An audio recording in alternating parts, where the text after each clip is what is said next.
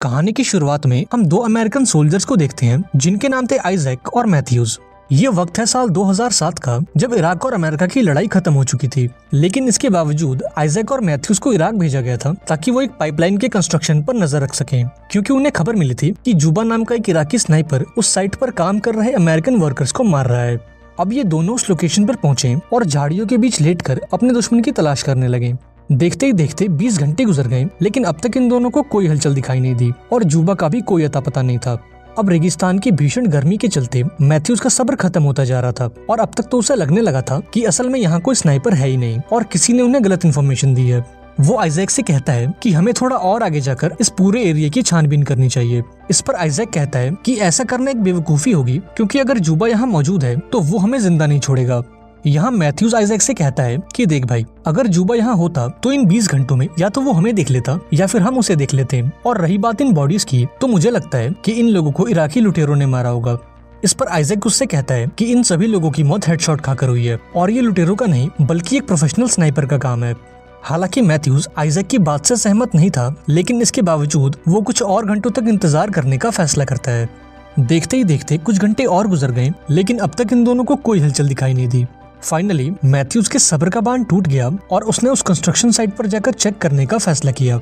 उसने आइजैक से कवर देने को कहा और खुद अपनी बंदूक लेकर आगे बढ़ गया।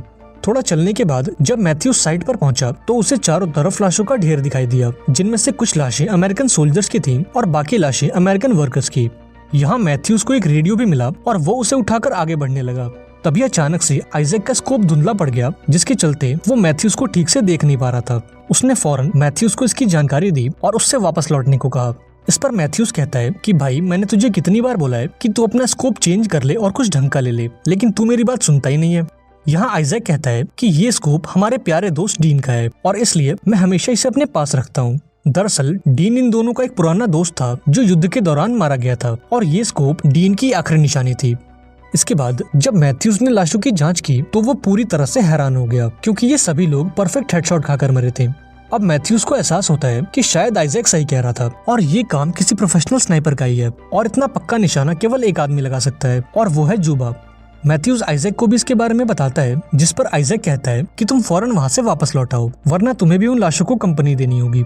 यहाँ मैथ्यूज आइजैक की बातों पर ध्यान नहीं देता और साइट के बीचों बीच खड़े होकर ये जानने की कोशिश करता है कि गोलियां किस डायरेक्शन से चलाई गई हैं। आइजैक उसे ऐसा करने से मना करता है, लेकिन अब तक तो काफी देर हो चुकी थी। यहाँ वो स्नाइपर मैथ्यूज के पेट में गोली मार देता है, जिससे मैथ्यूज जमीन पर गिर जाता है। अब ये देखकर आइजैक अपने साथी को बचाने भागता है और उस स्नाइपर की गोलियों से बचने के लिए वो जिगजैग पैटर्न में आगे बढ़ता है, लेकिन अभी वो मैथ्यूज को बचा पाता उससे पहले वो स्नाइपर उसके पैर में गोली मार देता है। अब इसके चलते आइजैक मैथ्यूज को वहीं छोड़ देता है और जैसे तैसे करके एक दीवार के पीछे छुप जाता है। यहाँ मैथ्यूज कहता है कि तुम बेस पर कांटेक्ट करो और फौरन एक बैकअप टीम को यहाँ बुलाओ। इधर आइजैक अपने घाव को देखता है, जहाँ से काफी ज्यादा खून बह रहा था। अब खून को रोकने के लिए वो अपने घाव पर एक पट्टी बांधता है और फौरन अपना रेडियो बाहर निकालता है ताकि वो अपने बेस पर कांटेक्ट कर सके। हालांकि वो ऐसा नहीं कर पाता, क्योंकि उस स्नाइपर की एक गोली सीधा उसके रेडियो पर आकर लगी थी, जिसके चलते उसके रेडियो का एंटीना पूरी तरह से डैमेज हो चुका था।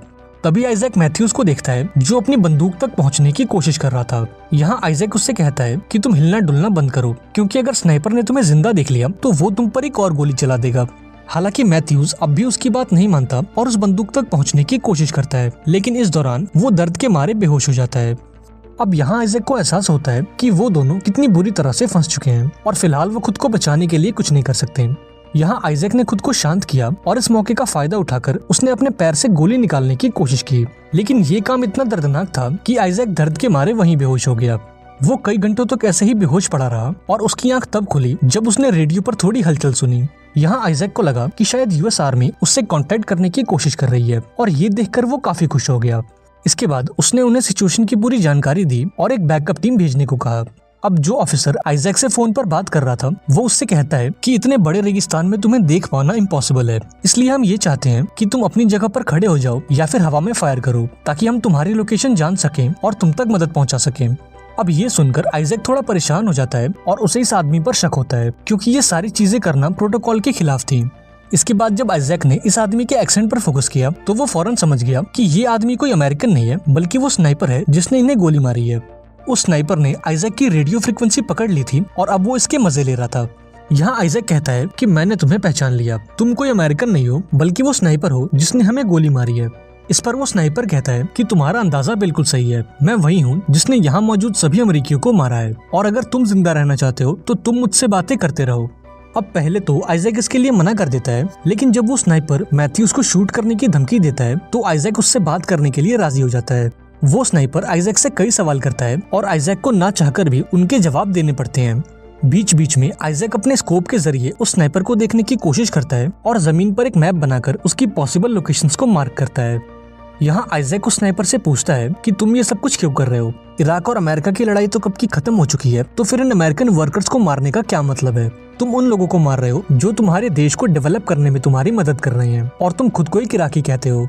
तुम्हें ये बात समझनी चाहिए कि अगर ये पाइपलाइन बनती है तो इससे इराक के लोगों को काफी फायदा होगा। ये सुनकर वो स्नाइपर जोर से हंसता है और आइजैक से कहता है कि अगर इराक और अमेरिका की लड़ाई खत्म हो चुकी है तो तुम मेरी सरजमी पर क्या कर रहे हो? और रही बात उस पाइपलाइन की, तो तुम वो पाइपलाइन इसलिए बनवा रहे हो क्योंकि इससे यूएस गवर्नमेंट को फायदा होगा, न कि इराक के लोगों को। इसके बाद वो कहता है कि तुम ये फालतू की बातें छोड़ो और मुझे अपने परिवार के बारे में बताओ, जैसे कि तुम्हारी फैमिली में कितने लोग हैं और वो क्या काम करते हैं। यहाँ आइजैक जवाब देने से इनकार कर देता है क्योंकि ये सवाल कुछ ज्यादा ही पर्सनल था। इस पर वो स्नाइपर कहता है कि अगर तुम मेरे सवाल का जवाब नहीं दोगे तो मैं मैथ्यूज को मार दूंगा, और अगर मैंने ऐसा किया तो मैथ्यूज वो दूसरा इंसान होगा जो तुम्हारी गलती की वजह से मारा जाएगा, क्योंकि तुम्हारी गलती के चलते एक इंसान पहले ही मर चुका है और वो है डीन। ये सुनकर आइजैक पूरी तरह से हैरान हो जाता है और उस स्नाइपर से पूछता है कि तुम डीन के बारे में कैसे जानते हो? दरअसल डीन की मौत आइजैक के चलते हुई थी, क्योंकि एक मिशन के दौरान आइजैक का निशाना चूक गया और गोली जाकर डीन को लग गई। अब यहाँ आइजैक की हिम्मत टूटने लगी क्योंकि वो स्नाइपर जानबूझकर आइजैक को वो बातें याद दिलाता है जिससे उसे तकलीफ होती है। इस दौरान आइजैक को जोर की प्यास लगती है और वो पानी पीने के लिए अपनी बोतल बाहर निकालता है, लेकिन यहाँ उसकी बोतल खाली हो चुकी थी क्योंकि उस स्नाइपर की गोलियों ने उस बोतल को छन्नी कर दिया था। यहाँ वो स्नाइपर कहता है कि मैंने जानबूझकर तुम्हारी बोतल में गोली मारी ताकि तुम प्यास से तड़पते रहो, साथ ही मैंने तुम्हारे रेडियो को खराब कर दिया ताकि तुम किसी से कांटेक्ट न कर सको, और मैंने तुम्हारे सर के बजाय तुम्हारे पैर में गोली मारी ताकि तुम यहाँ से भाग भी न सको। वो आइजैक से कहता है कि कल सुबह तक तुम्हारी मौत पक्की है क्योंकि तुम्हें गोली लगी है और तुम्हारा काफी खून बह चुका है, और अब तो तुम्हारे पास पीने के लिए पानी तक नहीं है। यहाँ आइजैक को स्नाइपर से कहता है कि तुम किसी आतंकवादी से कम नहीं हो। ये सुनकर वो स्नाइपर जोर से हंसता है और आइजैक से कहता है कि तुम्हारे हाथों में बंदूक है और तुम मेरे देश में हो, और तुमने मुझे मारने की कोशिश भी की है, और इसके बावजूद भी तुम मुझे आतंकवादी कह रहे हो। इस बातचीत के दौरान आइजैक उस स्नाइपर को देखने की कोशिश करता है और तभी उसकी नजर एक कचरे के ढेर पर जाती है और वो फौरन समझ जाता है कि वो स्नाइपर इस कचरे के ढेर में छुप कर बैठा है। अब यहाँ आइजैक को एहसास होता है कि ये स्नाइपर कितना खतरनाक है, क्योंकि उस कचरे के ढेर में इतनी देर तक छुपे रह पाना कोई बच्चों का खेल नहीं है। यहाँ आइजैक उससे कहता है कि कहीं तुम वो इराकी स्नाइपर जुबा तो नहीं? इस पर वो स्नाइपर कहता है कि नहीं, मैं जुबा नहीं हूँ, मैं तो एक आम इराकी नागरिक हूँ जो अपने देश की रक्षा कर रहा है। इस पर आइजैक कहता है कि मेरे हिसाब से तुमने अपनी स्नाइपर की ट्रेनिंग यूएस आर्मी से ली है, जिसके बाद तुमने उन्हें धोखा दे दिया और उन्हें ही मारने लगे। यहाँ वो स्नाइपर कहता है कि मुझे स्नाइपर की ट्रेनिंग यूएस आर्मी ने नहीं दी है, और मैं सिर्फ उन लोगों को मारता हूँ जो मेरे देश को नुकसान पहुँचाने की कोशिश करते हैं। अब धीरे धीरे आइजैक की हालत बिगड़ने लगती है और वो डिहाइड्रेशन के चलते जमीन पे गिर जाता है। यहाँ वो स्नाइपर कहता है कि अगर तुम मर गए तो मैं तुम्हारी खाल उतार लूंगा और तुम्हारी जबान काटकर तुम्हारे माथे पे चिपका दूंगा। अब थोड़ी देर बाद आइजैक के दिमाग में एक आइडिया आया और उसने एक लकड़ी पर अपना हेलमेट लगाकर उस स्नाइपर को डिस्ट्रैक्ट करने की कोशिश की। इस दौरान वो स्नाइपर की लोकेशन तो नहीं जान पाया, लेकिन उसने अपना हेलमेट जरूर खो दिया। अभी वो निराश होकर बैठा ही था कि तभी उसे पास में पड़ी एक यूएस सोल्जर की बॉडी दिखाई दी। वो अपनी जान पर खेलकर उस बॉडी के पास पहुंचा, इस उम्मीद में कि उसे कुछ काम की चीज मिल सके, लेकिन जब वो वापस आया तो उसने देखा कि उसका स्कोप टूट चुका है और अब वो स्नाइपर को नहीं देख सकता। तभी आइजैक अपने रेडियो पर कुछ आवाजें सुनता है और वो देखता है कि मैथ्यूज अब होश में आ चुका है। वो जोर से चिल्लाकर मैथ्यूज को स्नाइपर की लोकेशन बताता है और यहाँ मैथ्यूज अपने एक छोटे से शीशे में उस स्नाइपर को देखने की कोशिश करता है। इसके बाद आइजैक स्नाइपर को अपनी बातों में उलझाता है और इस दौरान मैथ्यूज धीरे धीरे अपनी बंदूक की तरफ बढ़ता है। यहाँ वो स्नाइपर बताता है कि आज से कई साल पहले वो इराक में एक टीचर हुआ करता था, लेकिन अमेरिका से युद्ध के दौरान उसके सारे स्टूडेंट्स मारे गए और तब से लेकर आज तक वो बदले की आग में जल रहा है। अभी ये बातें चली रही होती हैं कि तभी वहाँ एक छोटा सा तूफान आता है और इस मौके का फायदा उठाकर मैथ्यूज अपनी राइफल को उठा लेता है और जैसे ही तूफान शांत होता है तो वो उस कचरे के ढेर में कई गोलियां मारता है, इस उम्मीद में कि एक गोली उस स्नाइपर को भी लग जाए। लेकिन जब वो अपनी राइफल को रिलोड करता है तो वो स्नाइपर उस पर गोली चला देता है और गोली मैथ्यूज के हाथ पर लगती है। यहाँ आइजैक मैथ्यूज को दीवार के पीछे आने को कहता है, लेकिन अभी वो उस तक पहुंच पाता उससे पहले वो स्नाइपर मैथ्यूज को एक हेडशॉट देकर उसे मौत के घाट उतार देता है। अब मैथ्यूज को मरता देख आइजैक पूरी तरह से टूट जाता है और मरने से पहले एक आखिरी बार अपनी फैमिली से मिलना चाहता है। यहाँ वो स्नाइपर कहता है कि अगर तुम जिंदा रहना चाहते हो तो मुझसे बातें करते रहो और मुझे ये बताओ कि तुम डीन का स्कोप लिए क्यों घूमते हो। अब थोड़ा रोने के बाद आइजैक ये कबूल करता है कि डीन की मौत उसके चलते हुई थी। एक मिशन के दौरान उसका निशाना चूक गया और गोली जाकर डीन को लग गई, लेकिन वो सबसे झूठ कहता रहा कि डीन को दुश्मनों के स्नाइपर ने मारा है। हालांकि उसका ये झूठ उसे अंदर ही अंदर खाया जा रहा था और वो खुद की नजरों में ही गिर चुका था। जब आइजैक उस स्नाइपर से बातें कर रहा था तभी उसे रेडियो पर थोड़ी हलचल सुनाई दी। उसने देखा कि उसके बेस के लोग उससे कांटेक्ट करने की कोशिश कर रहे हैं। आइजैक ने उनसे बात करने की कोशिश की, लेकिन इसका कोई फायदा नहीं था। उस स्नाइपर ने आइजैक की रेडियो फ्रीक्वेंसी को टैप कर लिया था, जिसके चलते आइजैक उनकी बातें तो सुन सकता था पर वो उनके जवाब नहीं दे पा रहा था।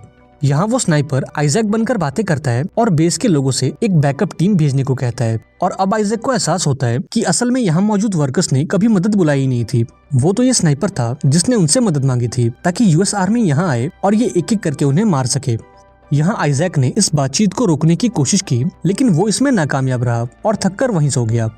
अब थोड़ी देर बाद जब आइजैक होश में आता है तो उसे रेडियो पर कोई भी हलचल सुनाई नहीं देती, इसलिए उसे लगता है कि शायद वो स्नाइपर भी सो चुका है। इस मौके का फायदा उठाकर वो मैथ्यूज की राइफल को अपने पास खींचता है और उस कचरे के ढेर पर निशाना लगाता है। तभी आइजैक को यूएस आर्मी के 2 हेलीकॉप्टर्स दिखते हैं और ये देखकर आइजैक अपने सामने वाली दीवार को गिरा देता है ताकि वो लोग इसे देख सकें।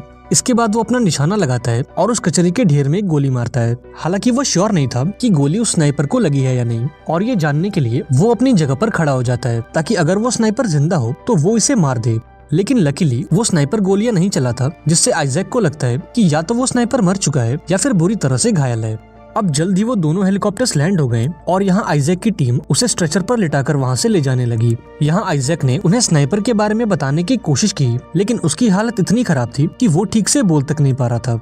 जल्द ही वो दोनों हेलीकॉप्टर्स टेक ऑफ हो गए और जैसे ही वो थोड़ी ऊंचाई पर पहुंचे तो उस स्नाइपर ने उन पर गोलियों की बारिश कर दी और हेलीकॉप्टर के पायलट्स को मार गिराया। इससे वो दोनों हेलीकॉप्टर्स क्रैश हो गए और अंदर मौजूद सभी लोग मारे गए। मूवी के एंड में वो स्नाइपर यूएस हेडक्वार्टर्स को कॉल करता है और उनसे एक रेस्क्यू टीम भेजने को कहता है और वो खुद को एक यूएस सोल्जर बताता है। और इसी के साथ ये शानदार मूवी यहाँ पर एंड हो जाती है। आई होप आपको ये कहानी पसंद आई होगी। अगर वीडियो अच्छी लगी हो तो इसे लाइक कर देना और चैनल को भी सब्सक्राइब कर लेना। मिलते हैं अगली वीडियो में, पर तब तक के लिए be safe and keep chilling.